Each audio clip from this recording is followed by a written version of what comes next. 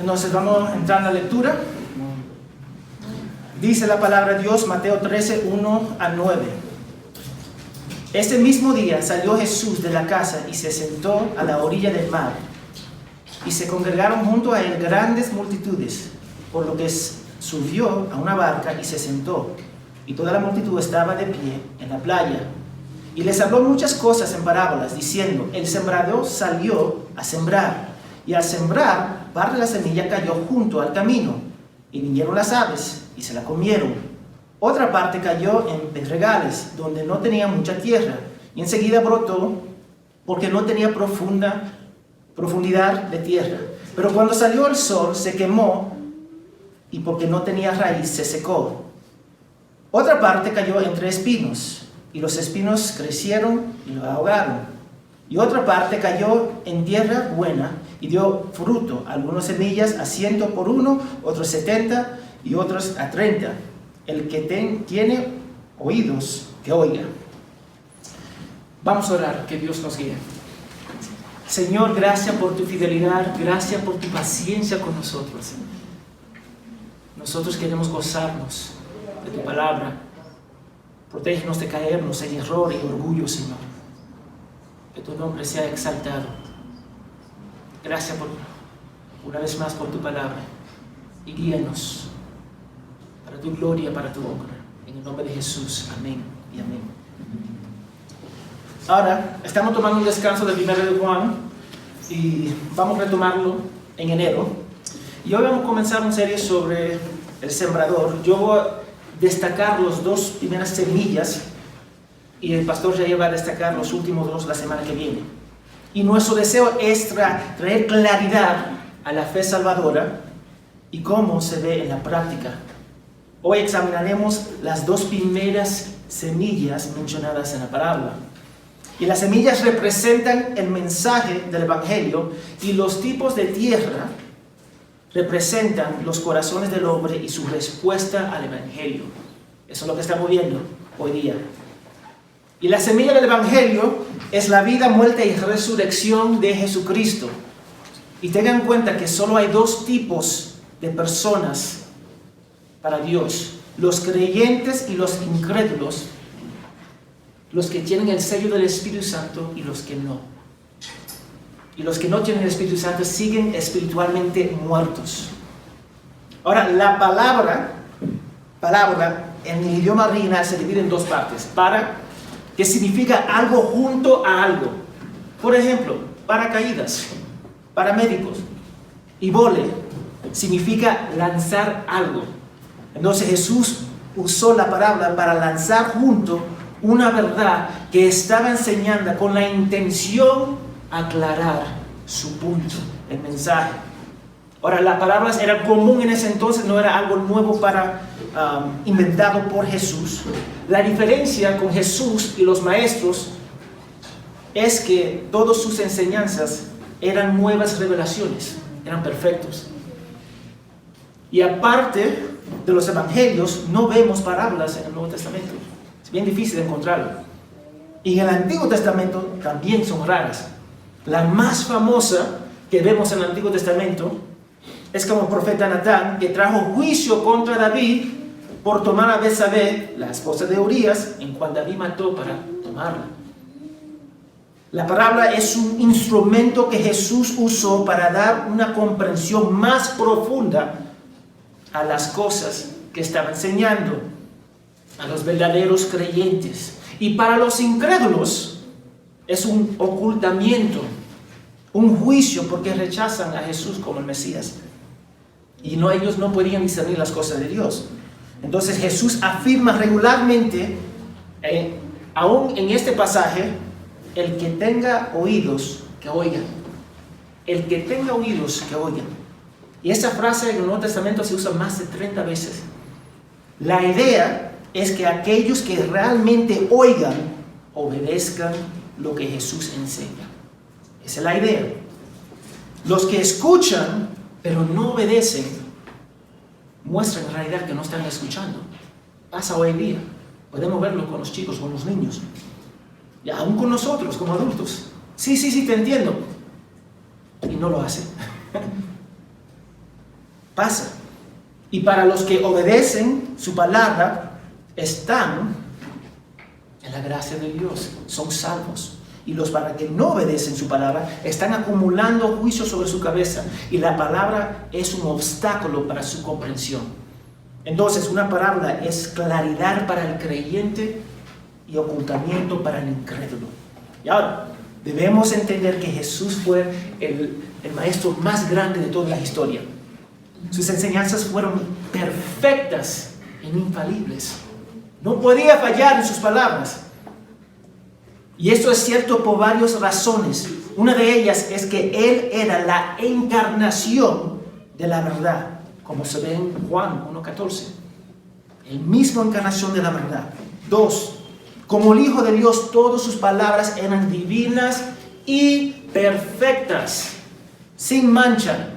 Y 3, era un maestro en la enseñanza. Incluso la gente reconocía que enseñaba con autoridad. Marcos 21 al 22. Jesús entró en la sinagoga y enseñó, y se maravillaban de su enseñanza porque les enseñaba como quien tenía autoridad y no como los escribas. Jesús enseñó con autoridad y los líderes religiosos no lo hicieron. Ellos simplemente están diciendo lo que ellos saben, pero no es una realidad en su vida. Autoridad en el idioma original significa literalmente de poder, de sustancia. Entonces Él enseñó con autoridad, que da a entender que todo lo que dijo tenía valor, de importancia, y ni una palabra era superficial. Ni una. Todo tenía un sentido divino. Cada palabra tenía peso eterno. Entonces, cuando Él dijo, consumado es, lo dijo con autoridad divina, con 100% certeza. Cuando Él dijo, enséñales a guardar todos mis mandamientos en la gran comisión, divino, perfecto. Y nosotros tenemos que tomarlo tal cual como es y obedecerlo. Cuando Jesús dice en Juan 5:19 que no hace nada por su propia autoridad, sino solo lo que ha visto de su Padre, eso también incluye sus palabras. No lo pensamos de esa forma, pero también incluye sus palabras. Que sus palabras eran y son perfectos, santos y con autoridad. Hoy nos vamos a centrar en las primeras 2 semillas representadas en la parábola. Nuestro deseo es aclarar la respuesta al Evangelio entre un creyente y un incrédulo, porque hay diferencias. Entonces, dice, ese mismo día salió Jesús de la casa y se sentó a la orilla del mar, y se congregaron junto a él grandes multitudes, por lo que se subió a una barca y se sentó, y toda la multitud estaba de pie en la playa. Y quiero que noten, el objetivo de Mateo es revelar el reinado de Jesús. Lo podemos ver, estamos en capítulo 13, pero de 1 a 12 vemos cómo Israel constantemente rechazó a Jesús. Entonces Mateo quiere mostrar que Él es el rey de todas las cosas, y cuanto más expresaba su reinado, más lo rechazaban. Eso es lo que pasaba. Y aún así Jesús extendió gracia. Gracia. Mira, aceptaron sus milagros y enseñanzas, pero querían separarlo de Él y de Dios, que era totalmente ilógico.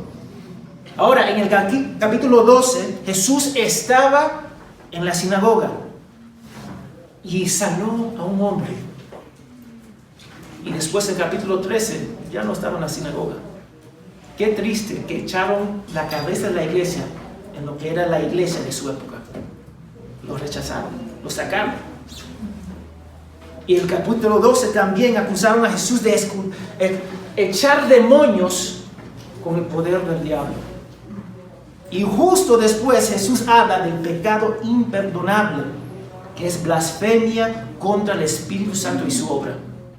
Ellos estaban caminando a un punto de decir que ya no podían regresar. porque estaban echando la culpa, estaban aculpando a Jesús por hacer algo por el poder de Satanás, que es tontería. Entonces, eso es lo que estamos viendo. Jesús, aún tratando con los líderes religiosos, habla de los frutos buenos y malos que vienen del corazón. Los fariseos y escribas exigieron señales. Muéstrame algo, yo voy a creer. No van a creer. Vino Jesús al mundo y no creyeron. Vieron todos los milagros, no lo creyeron. Resucitó entre los muertos, no lo creyeron. Los milagros no iban a hacer nada. Finalmente, Él les muestra gracia diciendo que su madre y sus hermanos son aquellos que hacen la voluntad de su Padre en el cielo. Entonces, aún le está mostrando gracia. Mira, hagan la voluntad de mi Padre en el cielo y pueden ser salvos. Y en este contexto es que encontramos la parábola del sembrador en Mateo. Y recuerda que la parábola acompaña una verdad que está enseñando Jesús y lo explica a sus discípulos del versículo 18 al 23. Él da de 1 a 9 la parábola y después en 18 al 23 lo explica. Entonces no hay duda de qué significan las palabras de Jesús. Ahora, Jesús estaba en Galilea, donde hizo la mayor parte de su ministerio. Los galileos eran campesinos que se dedicaban su vida a la agricultura. Sembradores. Y esta parábola era lógicamente comprensible para ellos. Y por la gran multitud, Jesús salió en un bote para enseñarles. Y todo el mundo estaba de pie porque querían recibir. ¿Qué va a decir? ¿Qué va a hacer? Había tanta gente que quería escuchar y ver personalmente los milagros de Jesús, que se hizo famoso en esa época. Era famoso.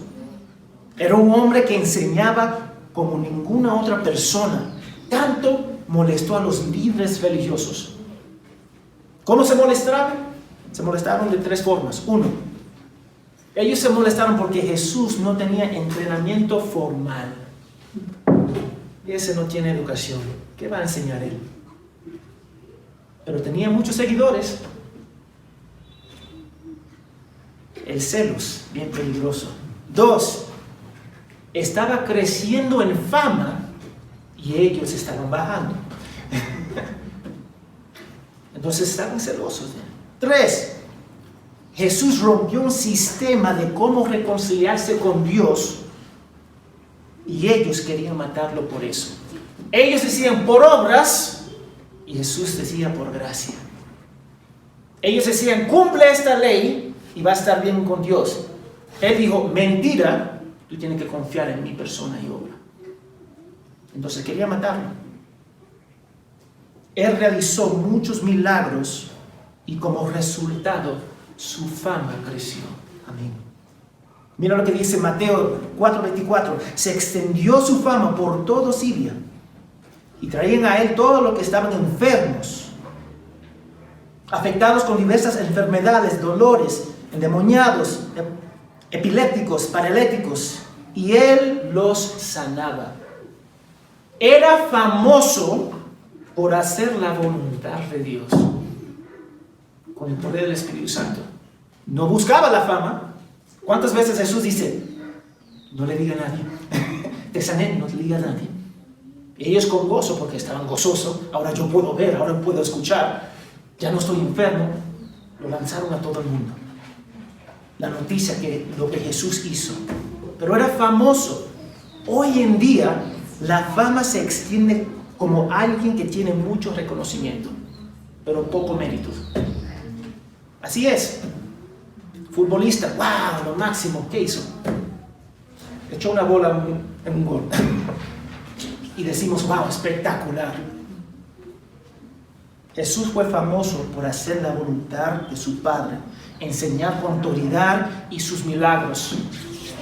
Empezó a enseñar en parábolas cuando ya rechazaron su reinado para cumplir las escrituras. Salmo 78:2 dice, en parábolas abrí mi boca, hablaré enigmas de la antigüedad.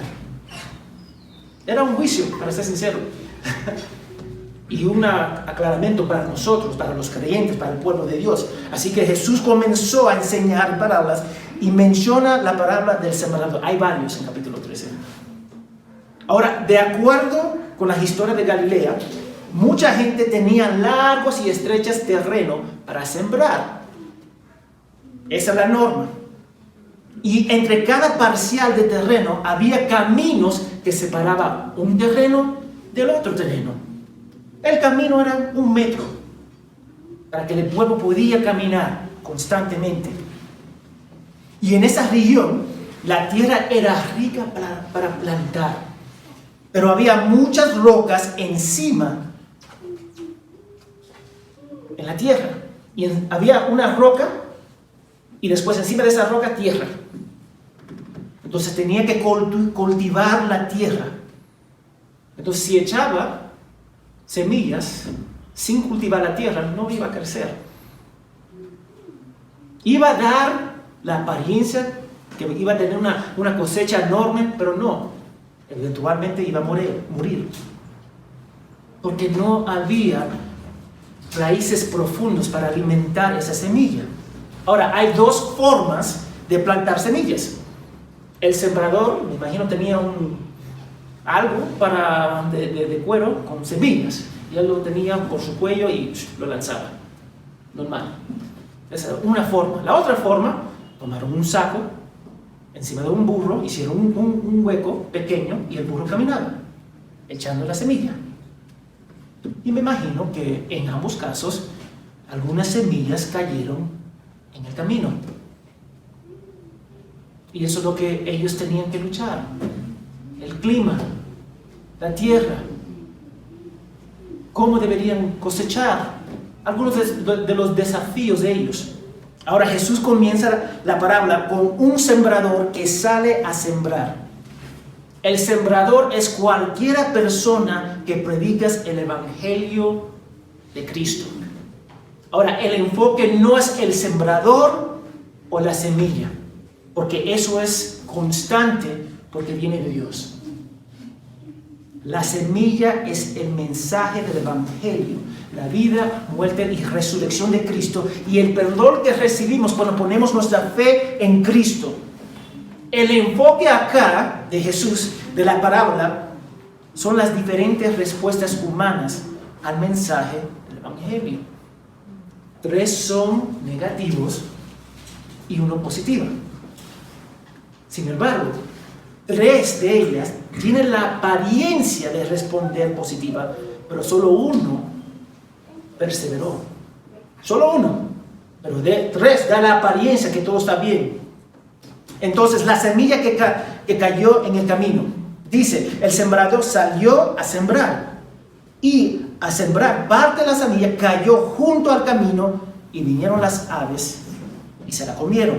La primera semilla del evangelio cayó en el camino.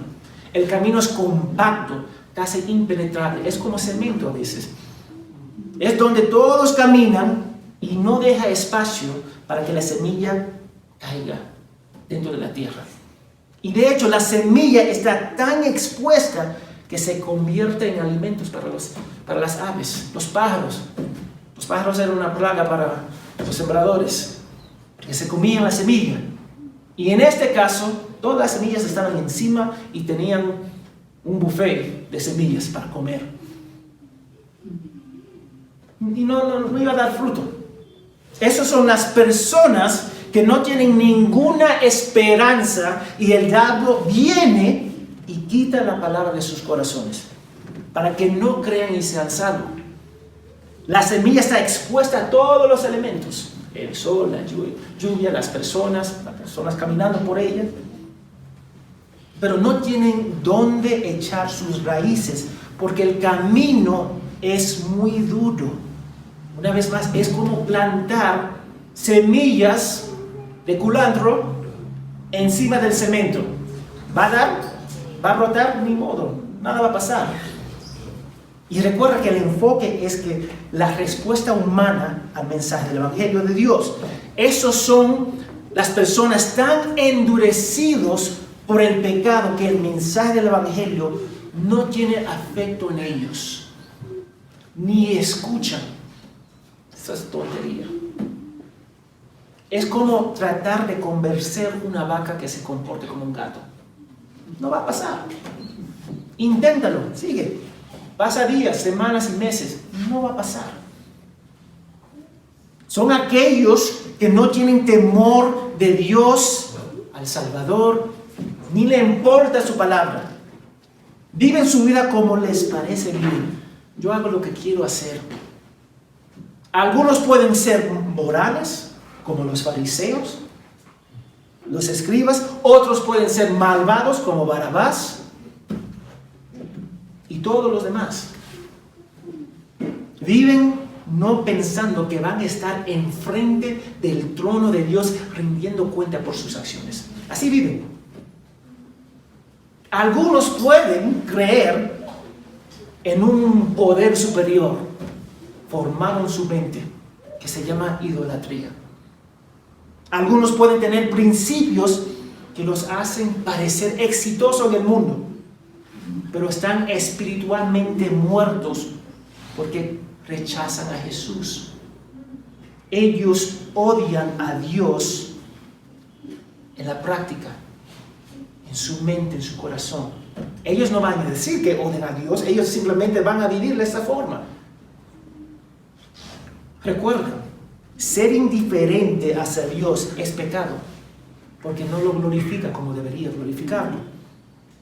Y muchas de estas personas tienen una moral decente. Los fariseos tenían una moral decente. Trabajaban duro, ayudaban a los demás, cuidaban a la familia, etc. Pero son enemigos de Dios porque no temen a Dios. No lo reconocen ni lo obedecen. Y algunos tal vez sean celosos por un Dios falso, como los testigos de Jehová, como los musulmanes. Ellos son celosos por su Dios, pero es un Dios falso. La religión, por naturaleza, es exclusiva. Tenemos que decirlo. Es exclusiva. Los mormones van a decir que tienen la verdad, los testigos van a decir la verdad, los israelitas van a decir la verdad, tienen la verdad. Pero necesitamos una autoridad afuera de nosotros. Y la autoridad afuera de nosotros es la palabra de Dios. Y esa palabra dice que solamente hay un camino para estar bien con Dios, que se llama Jesucristo. Y esa misma palabra dice que no somos salvos por nuestras obras, sino la obra de Cristo. Nos tenemos que descansar en Él. Eso es lo que nosotros tenemos que hacer. Dios estableció los parámetros y los medios para alcanzar comunión con Él. Entonces, ¿quién somos nosotros para cambiarla? ¿Quién somos nosotros? Podemos ver la arrogancia y el complejo de Dios cuando queremos hacer las cosas de nuestra manera. Yo creo de Dios de mi forma. No, yo no voy a la iglesia porque está lleno de hipócritas. Tonterías. Esas personas son fáciles de identificar. ¿Saben por qué? Porque odian a Dios, su iglesia, su palabra. Viven como le dan la gana vivir, según sus intereses, sus tradiciones. Son personas que ven a gente de fe como fanáticos, con poca educación, porque creen que la fe es para los débiles. Eso es lo que piensan. Vete a la universidad, es lo que te van a decir sobre Dios. Ellos piensan que la religión es tontería. Y muchos de los estudiantes están saliendo de la universidad pensando eso. Recuerda que Jesús estaba hablando con sembradores. Y ellos sabían que las semillas en el camino no tenía esperanza. No iba a producir nada. Y las personas que escucharon el mensaje y lo rechazaron, confirman que el arrepentimiento y la fe, ¿de dónde vienen? De Dios. Solamente viene de Dios. Tú puedes convencer a una persona lógicamente, pero no convencerlo en el corazón. Y y sigue duro al Evangelio. Recuerden que para el creyente una parábola es claridad. Para el incrédulo es ocultamiento, no van a entender, es juicio. Entonces debemos hacernos una profunda pregunta: ¿quién labra la tierra del corazón? ¿Tú lo puedes hacer? ¿Yo lo puedo hacer? Ninguno de nosotros podemos hacerlo. Dios lo hace. La tierra no puede labrarse en sí mismo. La salvación es de Dios. Él labra la tierra para que la semilla del Evangelio caiga en tierra fértil. Piénsalo. Ningún ser humano dijo, yo voy a nacer hoy día. Ningún creyente dice, yo nací hoy día. Yo soy salvo hoy día. No, es Dios que hace la obra en ti. Y déjame darte un ejemplo. Mateo 19, 16 a 26. Jesús acaba de exhortar al joven rico y dice, con dificultad entrará un rico en el reino de los cielos. Y los discípulos respondieron, entonces, ¿quién puede ser salvo? Y mira la respuesta de Jesús. Con el hombre es imposible. Es imposibilidad. Pero con Dios todas las cosas son posibles. Imposible significa impotente, sin poder. Eso es lo que significa, no puede hacerlo. El hombre no puede salvarse a sí mismo. Necesita un Salvador. Y ese Salvador es Jesucristo. Porque sin que Dios obra en el corazón del ser humano, va a ser imposible que esa semilla del Evangelio va a dar fruto. Creemos que Dios, y eso es una idea que mucha gente te va a decir, que Dios impide al hombre acercarse a Él. Pero es una mentira, hermanos. El mundo ha abrazado esa idea que Dios impide al incrédulo que venga a Él. Mentira. Y hace a Dios injusto en su mente. Dios es injusto. ¿Cómo Él puede hacer eso? Ningún hombre busca a Dios. Salmo 53, 2 lo confirma. El necio dice en su corazón, no hay Dios.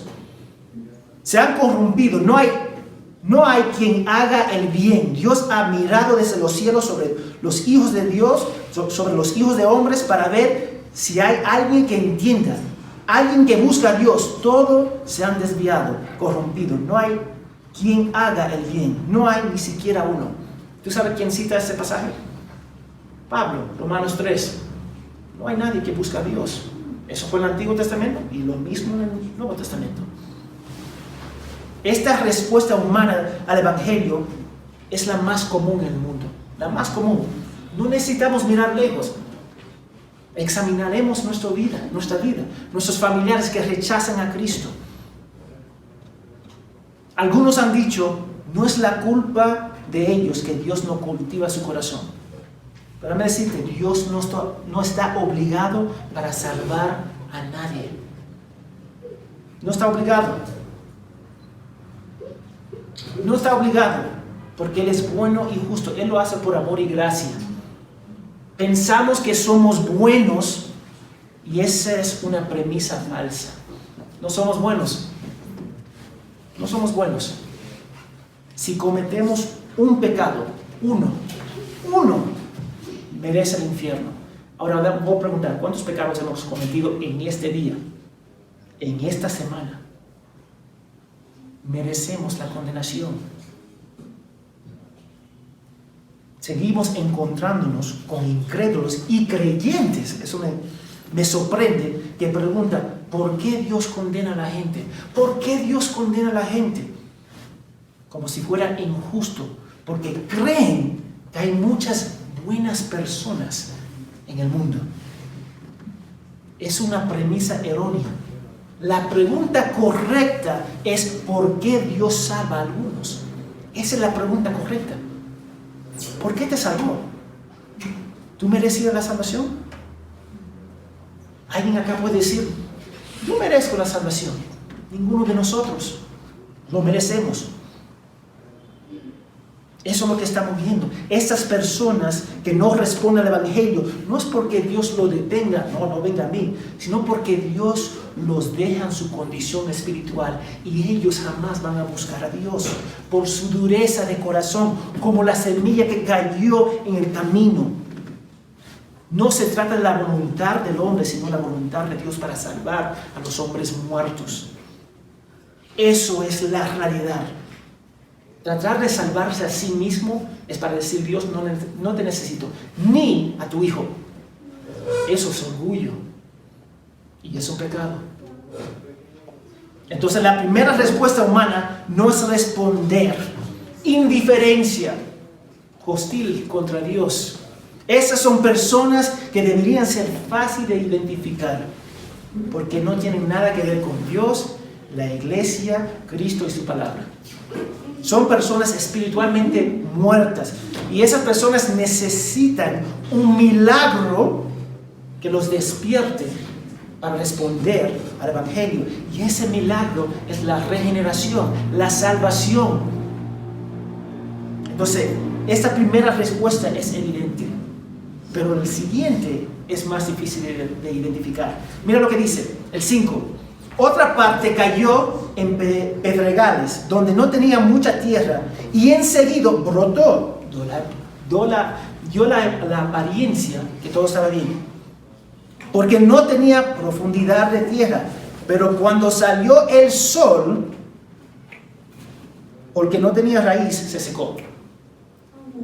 Esta semilla del Evangelio cayó dentro de las rocas que tenían algo de tierra.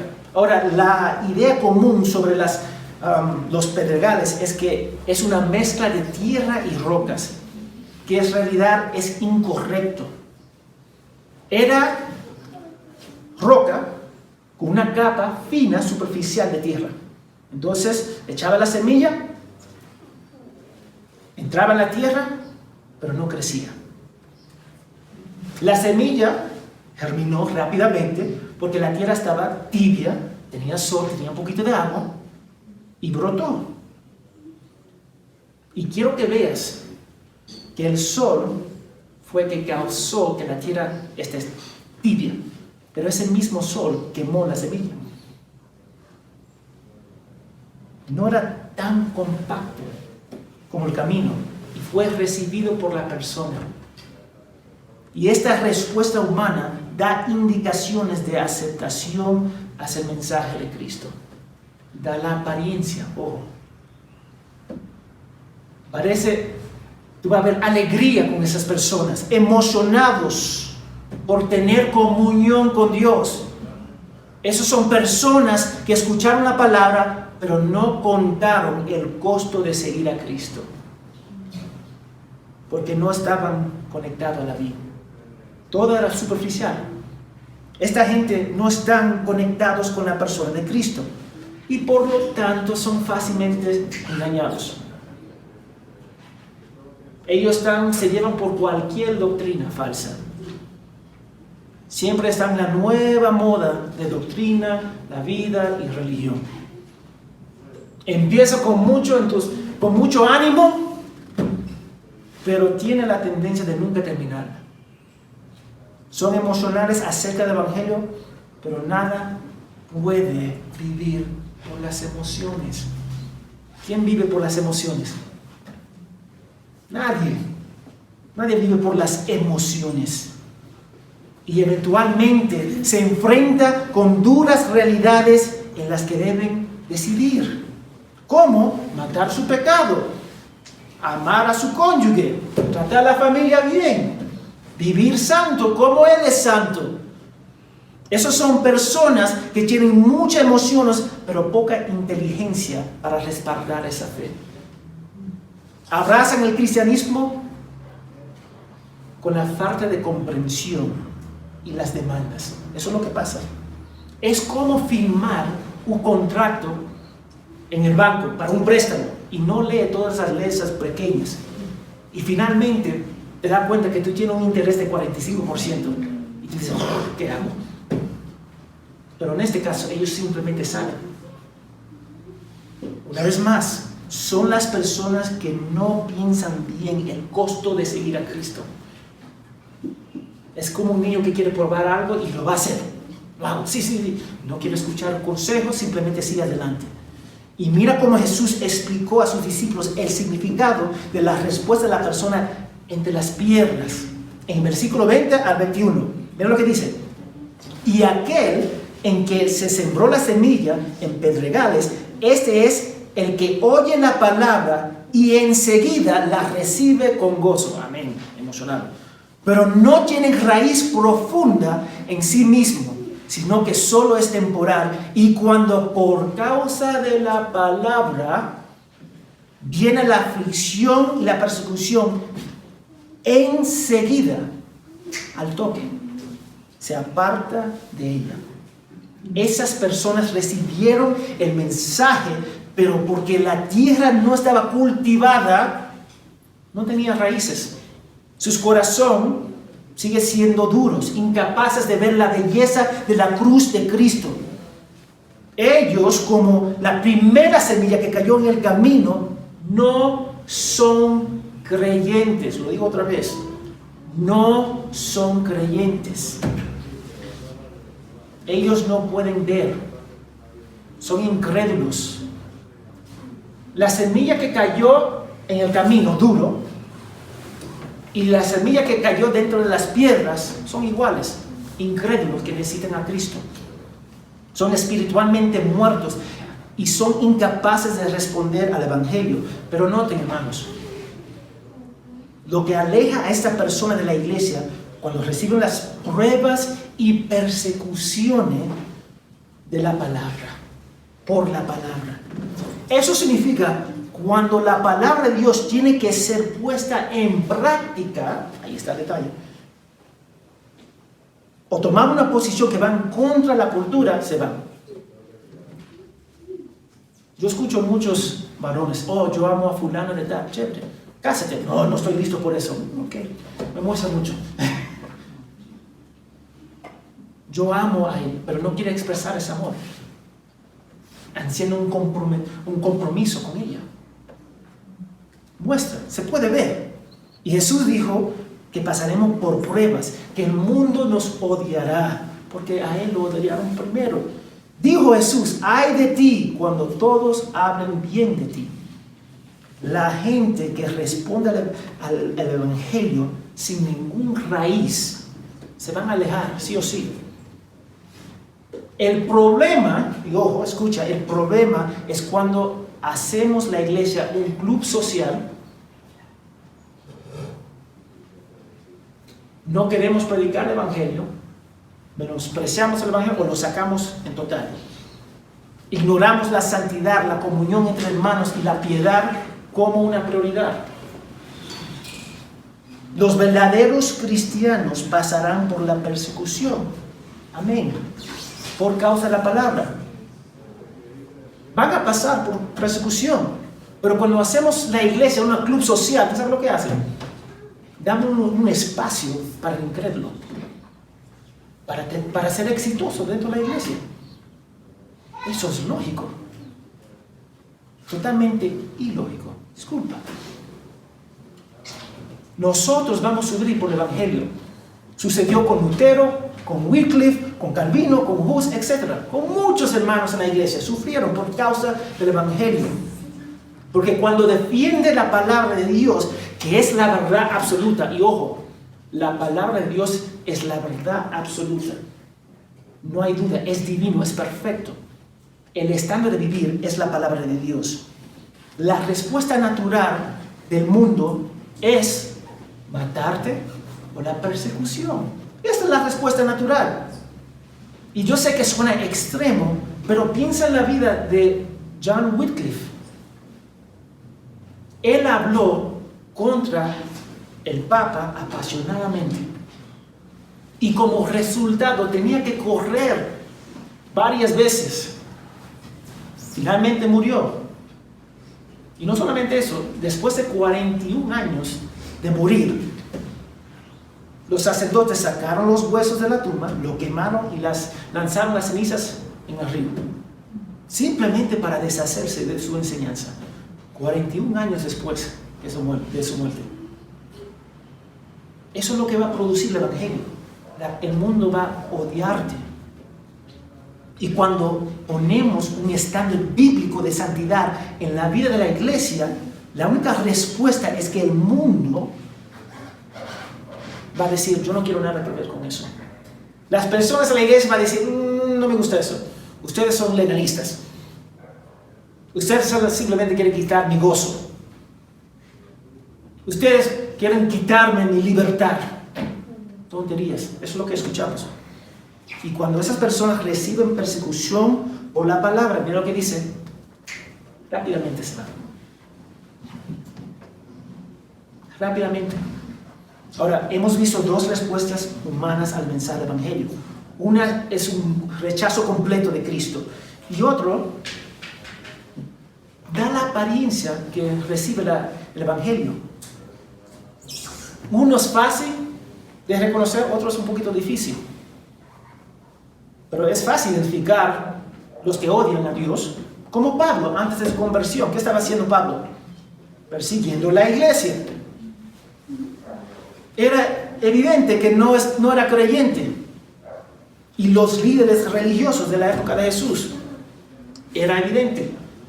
Pero ¿y Judas? ¿Es evidente? Cuando Jesús dice, uno de ustedes me va a traicionar, todo el mundo dice, ¿hace mí? ¿Soy yo? No se dieron cuenta. Judas es un buen ejemplo. Estas personas son un poquito más difíciles de identificar, pero la santidad, la vida piadosa, el cuerpo de la iglesia que camina con la persona rápidamente alejará a esa persona. No porque no seamos amables o falta de paciencia, sino porque nunca estaban conectados con la vida que es Jesucristo. Entonces la próxima semana vamos a ver las otras dos semillas. Pero ¿qué significa eso para nosotros? Para la gente que rechaza el Evangelio por un corazón duro, la iglesia debemos seguir orando por ellos. Debemos ser lo más amoroso para decirle la verdad que van al infierno y sigue viviendo contra la voluntad de Dios, que son depravados en sus pecados. Y la única solución es la reconciliación con Dios a través de Jesucristo. Porque Jesús tomó nuestro lugar en esta cruz y pagó la penalidad por nuestros pecados. Solamente diciéndole la verdad. Y déjame decirte, no te enojes cuando ellos te rechazan, porque no te rechazan a ti. Rechazan a Dios. Pídele que Dios ponga una carga en tu vida por ellos, por los perdidos. Y sepa que solamente hay salvación en Cristo. Y recuerda, Jesús dijo esta palabra a los creyentes y incrédulos. Gente que pensaban que estaban bien con Dios, pero estaban lejos de Él. Los rechazaron de 1 al 12. Totalmente los rechazaron.